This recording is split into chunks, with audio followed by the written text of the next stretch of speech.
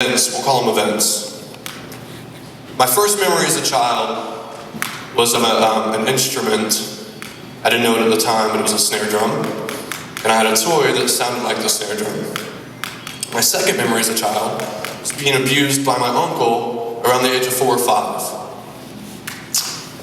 For the sake of the audience, I won't go into the type of abuse, but you can imagine. It happened when I was very little. Second big thing in my life, I became good at sports and popular with women around junior high. And third, around the same time, I met Jesus Christ. This was all happening around the age of 12 and 13, these two. So what you had was, you had a very tragic event at a young age. When you're exposed to that type of pain as a child, the human brain has a lot of weird ways to deal with pain. One's repression, you find a dark corner and you block it out. One, you just haze it out, which basically says you remember it, but you don't know all the details. And another one is you become delusional about what it is that happens. I kind of did all three. And so what happened was all of that manifested itself over to here. I become 12, 13 years old. I become popular. I become athletic. I meet Jesus Christ. So I have 3 different things telling me who I am. You're a child who was abused. You're an athlete and something for women to look at. But over here, your identity is in Jesus. There are 3 really conflicting angles to come at a person, right? So what happens? I grow older. One of the 3 has to win out. You can't put your identity in this, and this. Now, granted, I'm giving you an overarching, to use the word again, synopsis of my life for the sake of time, but fast forward to high school, I became an atheist. I fell away from Jesus Christ. I'm giving you the short version. I became analytical. I took the Bible, I picked it apart, done. I ran as fast as I could into this, and I started believing the lies about this. And so by the age of 18, I was recruited by every Big Ten D1 school in track, football, and basketball. I don't say that to brag, I say that to give you an idea of what future I could have had I chosen it. But instead, from the age of 18 to 25, I'll give you 2 words to describe the life I lived. Motley Crue. Who knows that band? I thought I was part of that band, right? And so what I did was I took everything this world told me was truth. Women make you men. Muscles make you a man. Masculinity is defined in this. In women. And how you make yourself here and put others here. I believed all of it, hook, line, and sinker, and ran after it with a passion that few people know. And I don't say that to brag, I say that because I know what it's like to buy in to lie after lie after lie after lie. And because of this, I felt so dirty, and when you feel dirty, you live dirty. That's just the way it works. A friend of mine once said, we can't truly know how Jesus loves us until we know how we actually love ourselves. That didn't really hit me until I realized I still didn't love myself because of this. Because my uncle abused me, I was dirty on the inside. And I know I'm kind of bouncing around to a lot of different things, but this is my head still to this day. Like, I wish I wrapped all this up into a pretty package and I was like, and finally, I'm here. I have it all figured out. I don't have it figured out. That's part of the reason I'm on this stage. It's because I'm still working through all this. But I can tell you a couple things I do know. I can tell you that I lived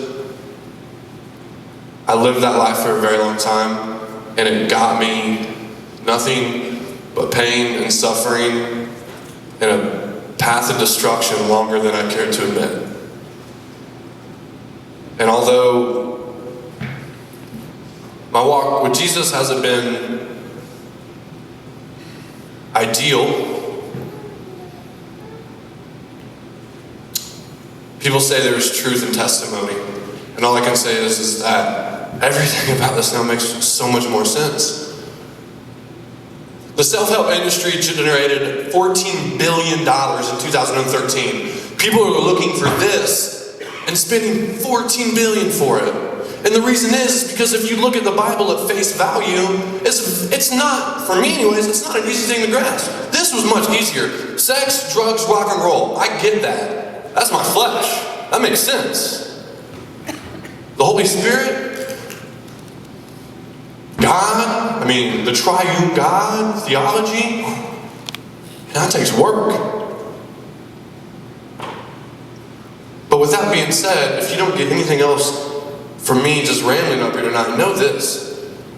As elementary as it is, it's one of the most foundational points you can know as a person, whether you're talking about your relationship with Jesus or whether you're talking about your musical career.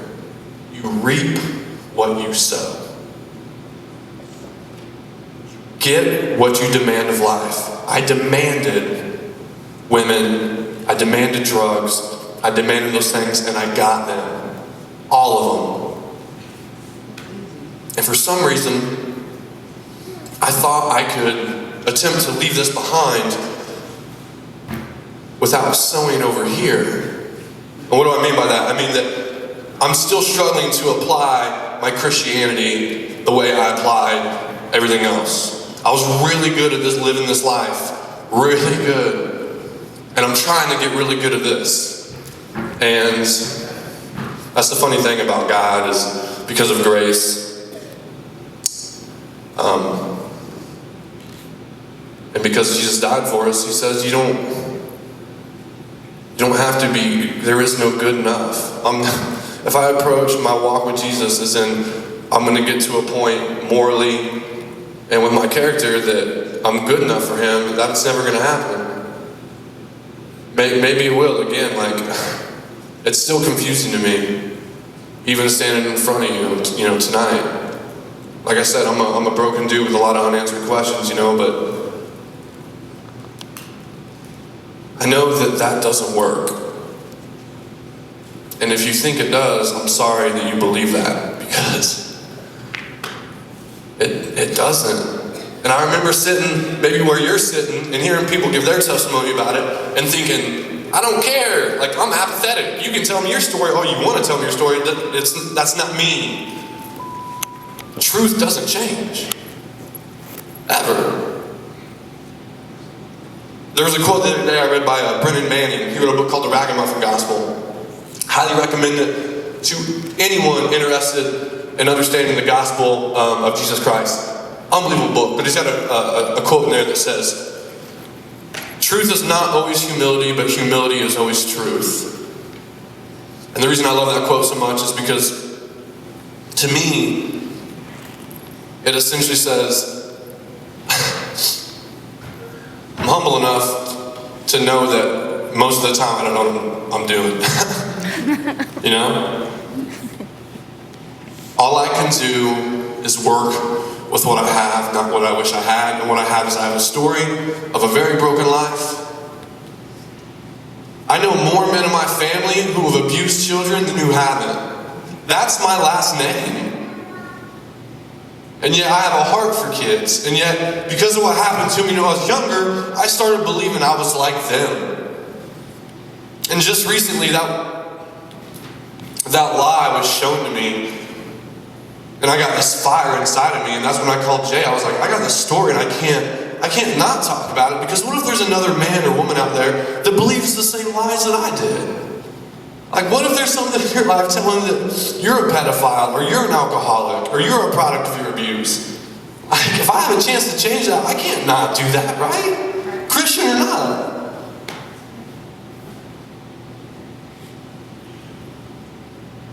And it makes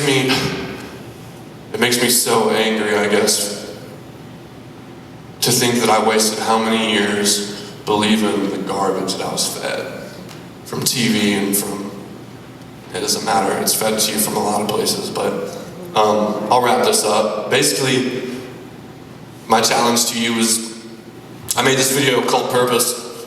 It was essentially made because, as you can tell, I got a lot going on up here and I'm trying to work through it. And that's one of the reasons I'm trying to do these events, is to find some healing in that. But this video was made basically because I was doing a lot of this, but I wasn't doing a lot of this. I wasn't taking any steps. John Acuff, an amazing author, he wrote a book called Start. John always says, some is better than none. You can apply that to anything. You can apply that to your spouse, you can apply that to your musical career, you can apply that to your sports career. Some is better than none. And so I thought, you know what? I don't have all the answers, but what do I have? I'm gonna work with what I have, not with what I want. And so I made this video. It's about finding your purpose in life.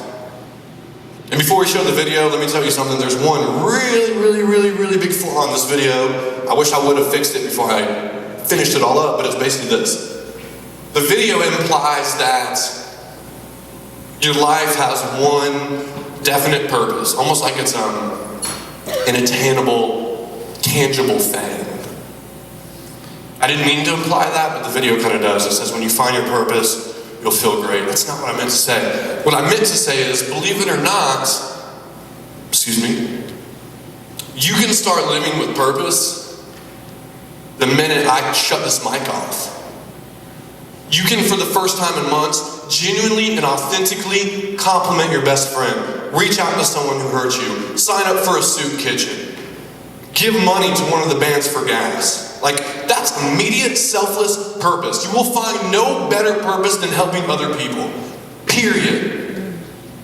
And if you want to get theological about it, that is the gospel of Jesus Christ. It's not a complicated thing. You don't need to read Chesterton, and I don't even know how many of you know who Chesterton is, but he's a theologian that I read 2 pages and I was like, done.